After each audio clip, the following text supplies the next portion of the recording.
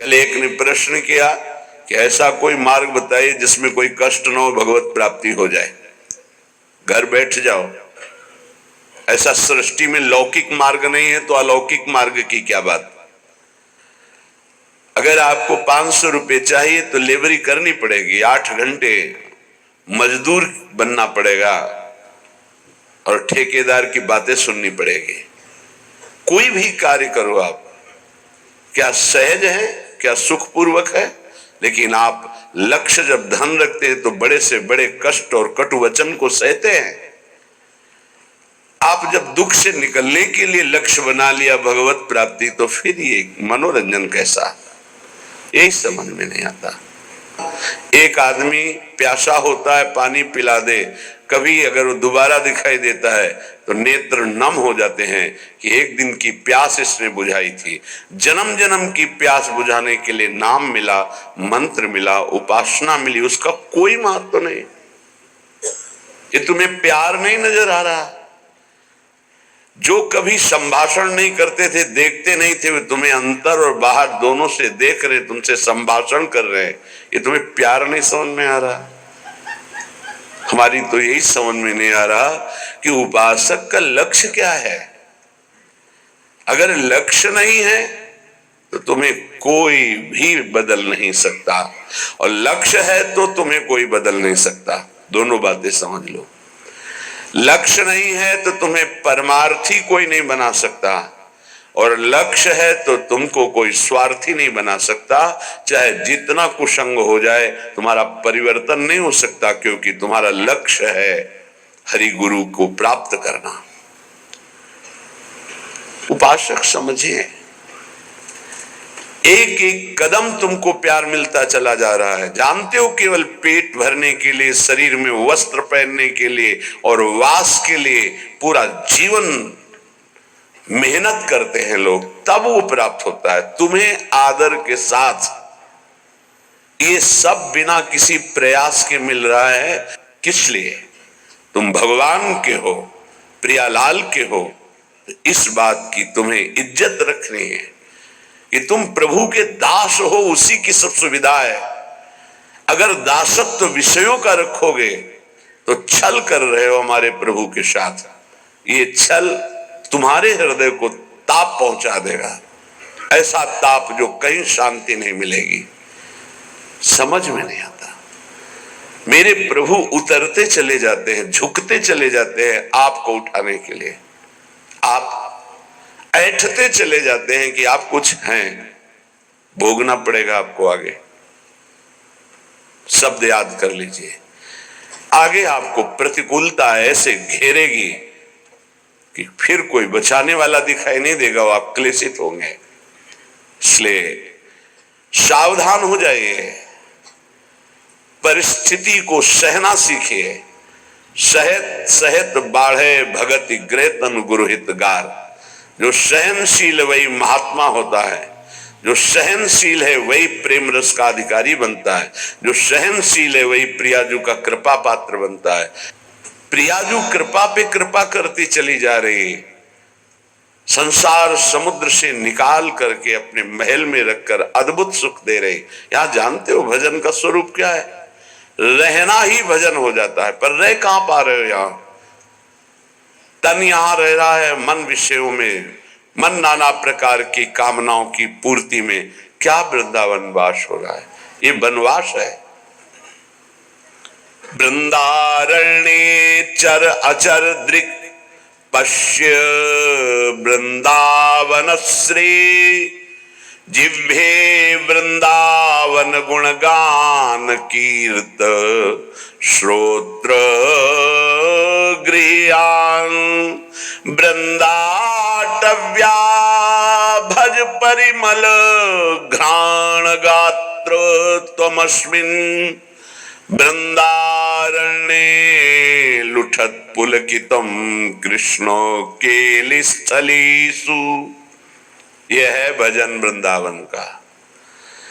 बोले नेत्रों से तुम यहां वृंदावन वासी जो खगमृग पशु पंछी मनुष्य हैं, इनको भाव से देखो। ये सब भजनानंदी महापुरुष हैं। ये भजन के प्रताप से यहाँ कोई सूकर बना हुआ है, कोई कुकर बना हुआ है, कोई पशु पक्षी बना हुआ है, कोई मनुष्य बना, कोई लता, कोई वृक्ष, ये जहां जो कुछ दिखाई दे रहा है, चर अचर दृक्पश्य वृंदावन श्री, ये वृंदावन की अद्भुत श्री वैभव शोभा भगवत स्वरूप है। यहाँ के कुत्ते का भी दर्शन कर रहे हो तो एक बहुत बड़े महात्मा का दर्शन करने से जो फल मिलता है वो मिलेगा, ध्यान रखना। हरिराम व्यास जी आचार्य हैं रस के, वो कह रहे हो मन वृंदावन को श्वान, श्वान माने कुत्ता। यहाँ का कुत्ता कोई साधारण श्वान नहीं है, वो कोई परमहंस महापुरुष है जो प्रियाजू की स्केली कुंज में श्वान रूप धारण की हुई रज का सेवन कर रहा है। आप क्या समझते हैं, मनुष्य शरीर से भी महान सौभाग्यशाली वो है। क्यों? तुम तो गद्दे पे सोते होगे, वो रज पे सोता है। तुम रज के बने हुए पात्र में विरक्त होकर पाते हो कि नहीं, श्री भगवान जाने, लेकिन उसको भोजन ही रज में मिलता है और रजयुक्त भोजन पाता है। उच्छिष्ट संतों का मिलता है तुम्हें कि नहीं, लेकिन उसको जरूर मिलता है क्योंकि प्राय उच्छिष्ट ही डालते हैं। संतों का भंडारा हुआ, दोना पत्तल बाहर फेंक दिए गए, एक एक पत्तल को चाट चाट कर सब संतों की जूठन पा रहा है। कौन है? महाभागवत है वो। यहाँ के चर अचर को भाव से देखने की कोशिश कीजिए। पशु पक्षी लता वृक्ष मनुष्य, ये सब भगवत स्वरूप है। भजन हो रहा है यहाँ का, आप अगर भाव से दर्शन कर रहे हैं, भजन हो रहा है। अगर भाव का अभाव है तो आपको गलत दर्शन होने लगेगा। ईर्ष्या द्वेष वाली बातें, दोष गुण वाली बातें, माया जनित बातें आपको दिखाई देने लगेंगी। ऐसा यहाँ का भजनानंदी उपासक नहीं देखता, वो भाव से देखता है। खग मृग पशु पंछी जे या बन के चरण शरण रख ली जाए, ये सब भगवत स्वरूप है। सच्ची मानिए, सब भगवत स्वरूप है। ऐसे वृंदावन में रहो, अपने नेत्रों से जो भी देख रहे हो ये सब बड़े बड़े भजन करने वाले महापुरुष हैं। न जाने कौन सा भजन किस जन्म में बना कि वो इस धाम में आकर के नाली के कीड़ा पशु पक्षी इन रूपों में विराजमान है। श्रीपाद प्रबोधानंद जी कह रहे, बाहर मुझे चतुर्मुख परम वेदों का ज्ञाता ब्रह्मा पद ईश्वर पद नहीं चाहिए, लेकिन वृंदावन में नाली का कीड़ा बना दो मुझे। ये जितने भी आपकी दृष्टि में आ रहे हैं, आपका भारी भजन बन रहा है यदि भाव से आप देख रहे, मेरे प्रभु के जन हैं, ये बड़े बड़े भजन करने वाले हैं। चाहे वो कोई बेल हो, कोई वृक्ष हो, ये सब भगवत स्वरूप है। ऐसे तो अपने नेत्रों का भजन करो, ये नेत्रों का भजन है। अब जिह्वे वृंदावन गुणगान, जीव का भजन है। वृंदावन की प्रिया प्रीतम की रूप माधुरी, गुण माधुरी, लीला माधुरी, कुंज निकुंजों की ये जो चर्चा करते हैं, अर्थात श्रीमद चतुरासी जी गाते हैं, 42 लीला गाते हैं, श्रीमद राधा सुधा निधि, केली मालजू, महावाणी जू, ये सब वाणी का भजन हो रहा है। दिव्य भजन, वाणी की सार्थकता हो रही। नाम कीर्तन करते हैं, राधा राधा राधा, वृंदावन वृंदावन वृंदावन, जिह्वे वृंदावन गुणगान, जीव का भजन हो रहा है, खूब गुणगान कर रहे हैं प्रिया प्रीतम का। कीर्तय श्रोत, श्रवणेन्द्री का भजन हो रहा है, खूब नाम कीर्तन सुन रहे हैं। बड़ा सुख मिलता है जब यहाँ सब उपासक जन जोर से गाते हैं, आवाज पहुंचती, हृदय नाच उठता है। अहो भाग्य, अहो भाग्य, कीर्तन करने वाले और सुनने वाले दोनों का। नाम संकीर्तनम यस्य सर्व पाप प्रणाशनम, सारे पापों का नाश हो रहा है। उच्च स्वर से प्रभु के नाम का कीर्तन कर रहे हैं।